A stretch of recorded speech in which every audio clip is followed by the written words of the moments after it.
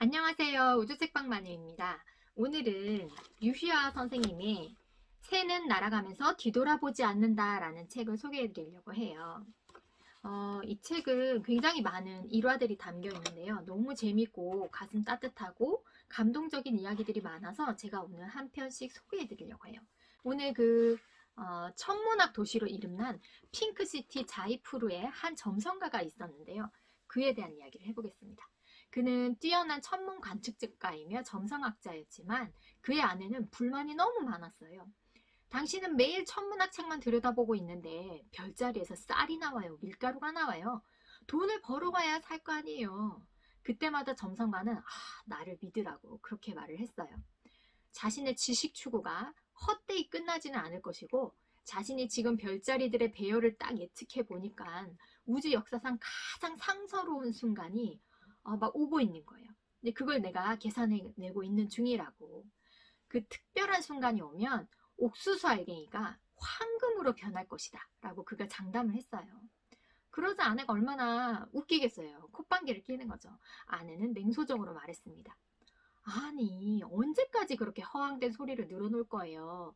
당신이 지금까지 단 한 번이라도 그런 기적을 행한 적이 있다면 우리가 이렇게 가난뱅이 신세가 되진 않았을 거예요.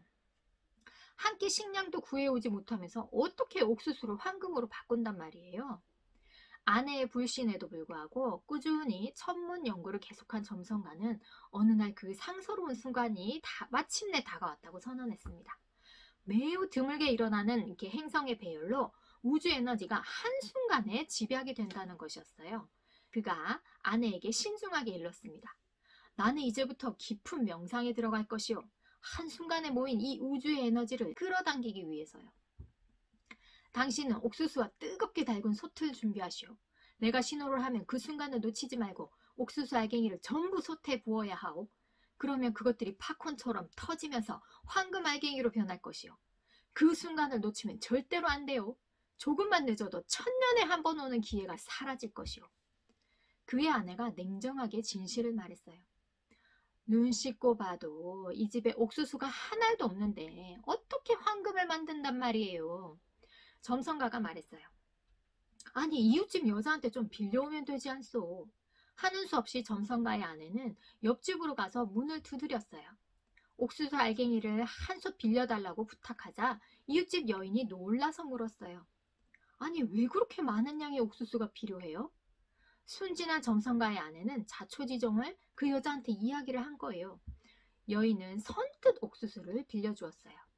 점성가의 아내가 떠나자 이웃집 여인은 아니, 천년 만에 한 번 오는 그 우주의 상서로운 순간이 점성가의 집에만 적용될 리가 없다. 이것은 나에게도 적용될 것이다. 그래서 그 드문 기회를 자신도 붙잡기로 마음을 먹었습니다. 그녀는 서둘러서 불을 지펴서 솥을 뜨겁게 달군 뒤에 옥수수 알갱이를 가득 준비해 놓고서 벽에 귀를 기울였어요. 그러는 사이 점성가의 아내도 어두운 옥수수를 앞에 놓고 달궈진 솥 옆에 딱 앉아서 남편의 신호를 기다리기 시작했어요. 명상에 잠겨있던 점성가가 드디어 바로 지금이야! 이렇게 말을 하고 외쳤어요. 그 순간 이웃집 여인은 즉각적으로 뜨거운 솥에다가 옥수수 알갱이를 확 부었어요. 그러나 점성가의 아내는 굉장히 이게 믿을 수가 없잖아요. 그래서 미심쩍어 하면서 되묻는 거예요. 지금 옥수수를 넣으라고요? 지금이 정말 그 순간인 게 맞아요? 아니, 다시 한번 잘 확인해 봐요. 점성가가 대답을 하기도 전에 우주의 상스러운 순간이 확 지나가 버린 거예요. 말 그대로 황금 같은 기회가 날아가 버린 거예요. 크게 실망한 점성가가 그동안의 노력을 허사로 만들어버린 아내에게 비난을 퍼붓고 있을 때 이웃집 여인이 반짝이는 황금알이 가득 담긴 솥을 들고 나타났어요. 그녀는 한박 웃음을 지으며 감사 표시로 황금알 몇 개를 점성가 아내에게 선물을 해줬어요. 눈이 휘둥그레진 점성가의 아내가 남편에게 외쳤어요. 다시 한 번만 그 상서로운 순간이 돌아오게 해봐요. 이번엔 절대 기회를 놓치지 않을게요. 점성가가 소리쳤어요. 한 번 지나간 우주의 순간을 내가 어떻게 되돌린단 말이요. 지금 이 순간을 놓친다면 다신 돌아오지 않는다는 걸 모르오? 우리는요, 인생에서 많은 것을 놓쳤다고 생각하지만 우리가 가장 많이 놓친 게 뭔 줄 아세요? 바로 지금 이 순간입니다. 삶은 우리에게 필요한 것을 언제나 줄 준비가 되어 있고 이 순간의 행성의 배열은 언제나 완벽하게 서 있어요. 그런데 우리는 의심하는 거예요. 이 여자가 이 순간에 바로 지금 이 타이밍에 모든 것이 완벽했는데도 불구하고 의심을 한 거잖아요. 우리로 치면 이거 조금 더 이따가 하면 안 될까? 그러니까 미래가 더 낫지 않을까 이 소리죠. 그리고 이거 좀 전에 조금만 더 빨리 했으면 내가 어땠을까? 이거는 과거에 했으면 어땠을까? 이렇게 후회를 하는 거죠. 이렇게 재고 있는 거예요. 지금 이 순간에 충실하지 못하고 자꾸 미래에 했으면 어떨까? 과거에 했으면 어떨까? 자꾸 재고 있는 거죠. 이게 문제예요. 여러분들도 지금 이 순간이 내가 무언가를 하기에 가장 완벽한 타이밍이라는 걸 놓치시면 안 돼요. 여러분, 우주의 모든 요소들이 우리 삶에 영향을 미치지만 매 순간 우리의 운명을 결정하는 건 바로 우리 자신이에요. 그렇죠?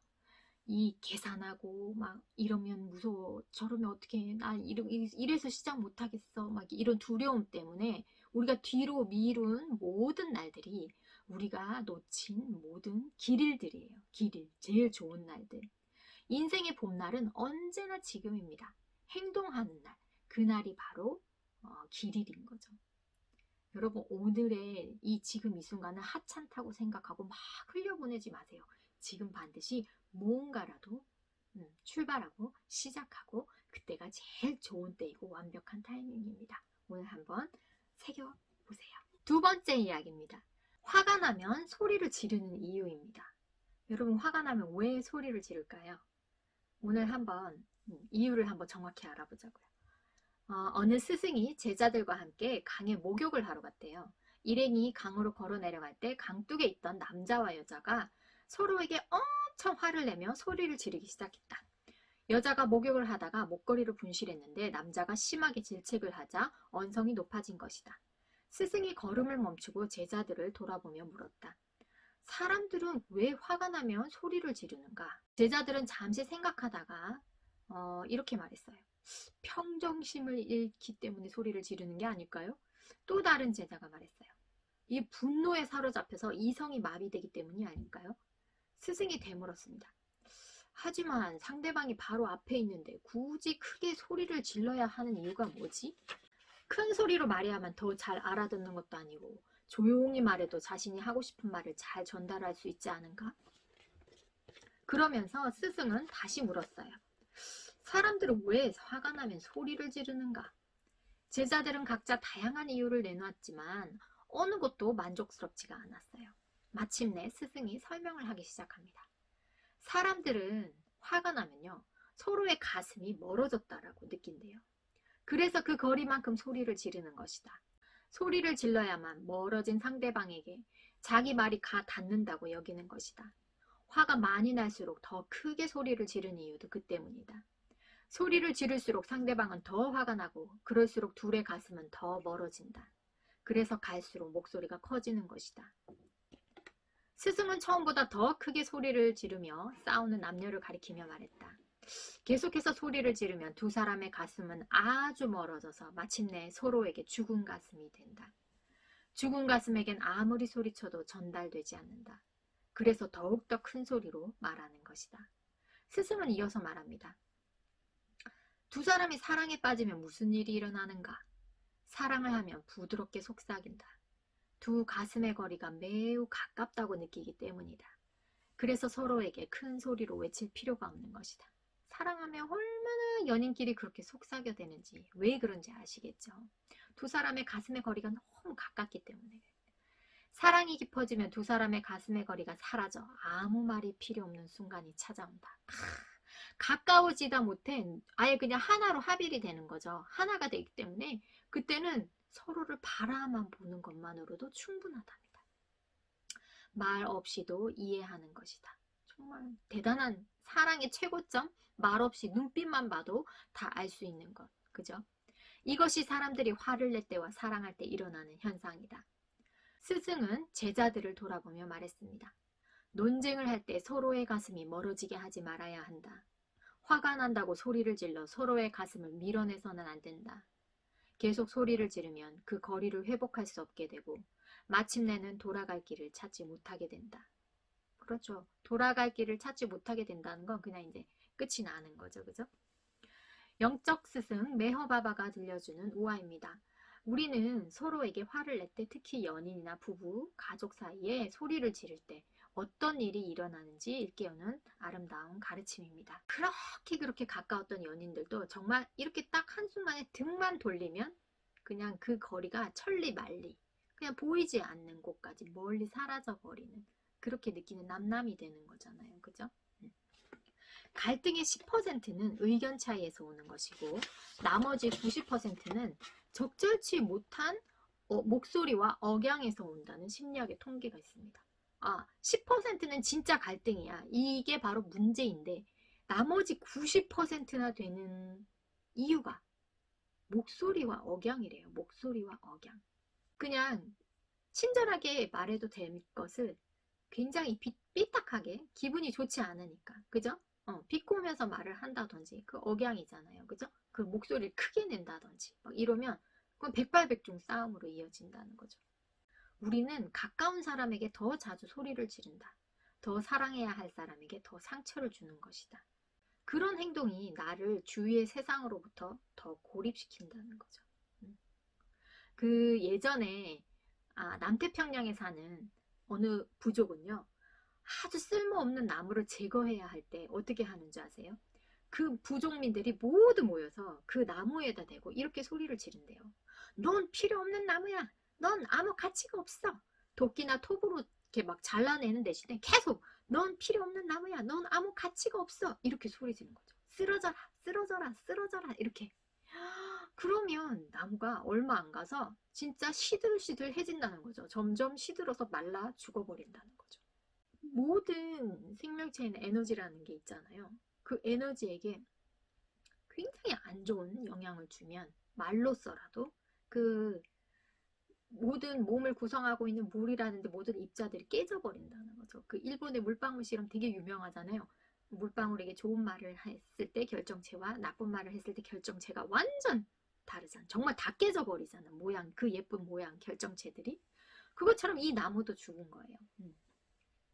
그러니 이 정도로 나쁜데 화가 나서 지르는 소리는 거리를 멀어지게 할 뿐만 아니라 서로의 영혼까지도 죽여버린다는 거죠.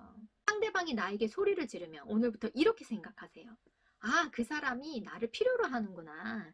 나랑 좀 거리가 이렇게 좁혀지고 싶구나. 그런데 화를 막 버럭버럭 내는데 저 사람이 나를 필요로 하네. 이게 잘 되던가요? 정말 저는 되지 않습니다. 하지만 진짜 이제는 이해는 머릿속으로 알고는 있으면 좋잖아요. 그죠? 저 사람 나를 필요로 하네. 그렇지만 정말 마음은 가지 않네. 말은 곱게 나오지 않네. 막 이렇게. 첩첩남남이라는 말이 있어요. 작은 목소리로 즐겁게 이야기를 주고받는 모양이 남녀가 마음을 맞아서 정답게 속삭이는 모양과 같다 해서 나온 말인데요. 가슴이 더 멀어지지 않게 하는 방법은 소리치지 않기, 작은 목소리로 말하기입니다. 오늘부터 실천하시면 부부싸움이 10번 하던 거 2번으로 줄어드실 거예요. 오늘 한번 같이 생각하면서 싸우기. 그죠? 말을 크게 하지 않기, 조곤조곤 그냥 작게 이야기하기. 가슴을 좁혀야죠. 그죠? 2번째 화살 피하기입니다. 고통을 다루는 기술이라고도 하죠. 여러분 2번째 화살 이야기는 굉장히 많이 들으셔서 아실 거예요. 첫 번째 화살은 실제로 우리에게 일어난 일이고 2번째 화살은 그 사건에 대한 우리가 일으키는 감정적인 반응을 말하는 거잖아요. 그러니까 그 사건 자체는 어떻게 보면 정말 별일이 아닌데 거기에 따른 우리 감정 반응이 너무 심해서 그 고통이 몇 배가 되고 더 심화가 된다는 거죠. 우리가 가장 많이 맞는 화살이 바로 스스로 자기 자신에게 쏘는 2번째 화살인데요. 한 여성이 20년 전에 이혼을 했어요. 20년 동안 전 남편의 부당한 행동에 너무 화가 난 채로 막 고통스럽게 살았는데 특히 자식과 친구들 앞에서 그 남편에 대한 비난은 멈추지 않아요. 엄마들 그렇잖아요. 얘들아 들어봐라 네 아빠가 막 이렇게 했다 이러면서 계속 비난을 멈추지 않았대요.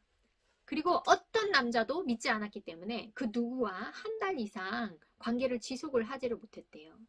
스스로 자신에게 쏜 화살이 너무나 많이 박혀서 있었던 거죠. 분노로 인해서 그녀의 삶은 완전히 꽁꽁 얼어붙어 있었고 모든 관계가 제한적이었대요. 그렇겠죠. 자신의 마음의 문에 철창을 탁탁탁 칠 거 아니에요. 그죠? 백혈병을 선고받고 나서야 그녀가 백혈병에 걸렸어요. 왜 그렇겠어요? 화병이죠. 그죠? 그 스트레스 얼마나 많겠어요. 그걸 선고받고 나서야 그녀는 이 분노를 내 무덤까지 가져가서는 안 되겠다. 그제서야 깨달은 거죠. 사랑하지 않고 삶을 허비한 게 그제서야 후회가 된 거죠. 이미 잃어버린 것에 집착을 하는 것은 내가 지금 가지고 있는 모든 것마저 다 잃어버리게 할 수 있다는 걸 이제야 안 거죠. 우리는 이 두 번째 화살을요, 단호하게 뽑을 필요가 있습니다. 왜냐하면 우리가 누군가를 원망하면서 막 자신에게 화살을 쏘아대기에는 이 인생이 너무 짧아요. 길 것 같으세요? 정말 저 사람 때문에 나 상처받았어. 저 사람이 나를 이렇게 했어. 너 때문에 내가 이렇게 된 거야. 이렇게 푸념하고 원망하고 분노하는 시간에 내 몸은 다 망가질 거고 내가 맞을 인생은 벌써 끝이라는 거죠. 병으로.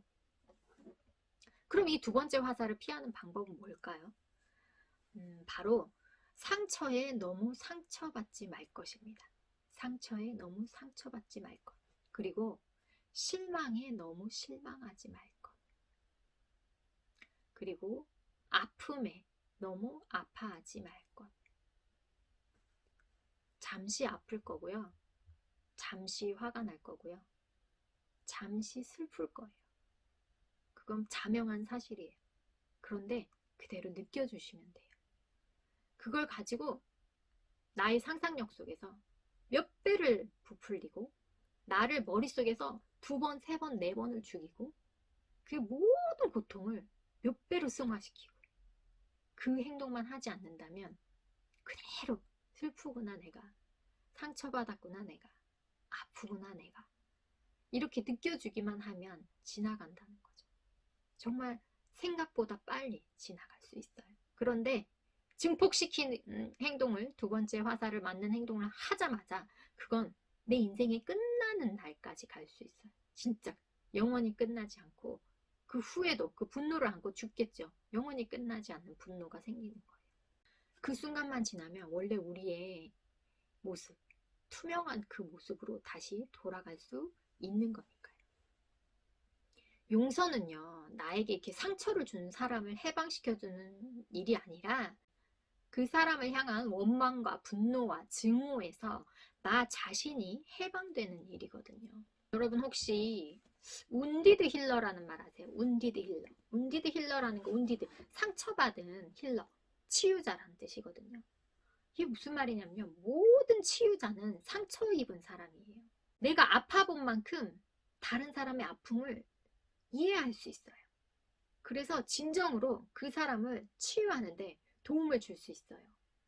그런데 내가 겪은 아픔을 전혀 겪어보지도 못한 분이 나를 치료를 하려고 하면 정말 반항감, 이렇게 좀 거부감 이런 게 들어요. 쉬운 예를 들어볼까요? 내가 애를 낳는데 애를 낳아보지 않은 그 간호사분이 막 내 배를 누르면서 어머니 왜 이렇게 소리를 지르세요? 좀 조용히 좀 하고 입 깍 다물고 애를 낳으세요. 이렇게 하시는 분이 있거든요. 애를 안 낳아봐서 그래요. 얼마나 아프고 얼마나 힘든지 낳아본 사람은 그분이 기혼 간호사였다면 이 산모의 상태가 어느 정도로 아프고 어느 정도로 힘든지 이해가 가요. 물론 직업상 뭐 성격상 냉정해서 뭐 이렇게 하시는 분도 있겠지만 일단 너무너무 파릇한 20대가 해주는 케어와 자녀를 낳는 출산을 경험해 본 분이 케어를 해주는 거하고 정말 틀리더라고요. 왜? 아니까. 얼마나 힘든지 아니까. 그죠? 안쓰러운 거죠. 오늘은 이렇게 두 편의 이야기를 들려드렸는데요. 제가 너무 좋아하는 분이라서 꼭 많이 소개해드리고 싶어요. 네, 다음 시간에 뵙겠습니다. 안녕.